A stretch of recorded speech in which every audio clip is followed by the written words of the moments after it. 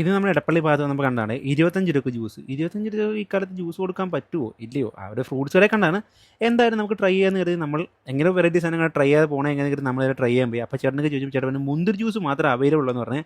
അപ്പോൾ ആദ്യത്തെ ജ്യൂസ് വാങ്ങിച്ച് നേരെ ഇർഫാൻ കൊടുത്ത് രണ്ടാമത്തെ ജ്യൂസും വാങ്ങിച്ച് അത് നമ്മുടെ സൂ ഒന്ന് കൊണ്ടുപോയി നല്ല തണുത്ത പേപ്പർ ഗ്ലാസ്, തണുത്ത പേപ്പർ ഗ്ലാസ്സിൽ തണുത്ത ജ്യൂസായിരുന്നു തന്നത്. ഓക്കെ, കൊള്ളാം. മുന്തിരി ജ്യൂസായാലും എനിക്ക് കുടിക്കാൻ ചെറിയ പേടിയുണ്ട്. എന്നാലും ഞാൻ കുടിച്ചപ്പോഴത്തേക്ക് ആഹാ കൊള്ളാം, നല്ലൊരു ഉള്ളിലേക്കൊരു തണുപ്പ് പോയൊരു ഫീല്. വൈകുന്നേരം കൊണ്ടാണ് മുന്തിരി ജ്യൂസ് മാത്രമേ ഉണ്ടായിരുന്നുള്ളൂ. വേറെ 1-2 ജ്യൂസൊക്കെ ഉണ്ടായിരുന്നു. പക്ഷേ വൈകുന്നേരമാണ് മുന്തിരി ജ്യൂസ് ഉണ്ടായിരുന്നുള്ളൂ. പക്ഷേ നല്ല ഒരുമാതിരി കുഴപ്പമില്ലാത്ത ജ്യൂസായിരുന്നു. പിന്നെ അവിടെ കണ്ടൊരു ബോർഡാണ്, ദയവായി ഫ്രൂട്ട്സിൽ ഞെക്കരുത്, ബോളിൽ ഞെക്കുക, മഞ്ഞ ബോൾ ഞെക്കുക. ഒരുപാട് ഞെക്കലുകൾ ഏറ്റുവാങ്ങി ആ പാവം ബോളിൽ ഇർഫാനും പിടിച്ച് ഞെക്കി.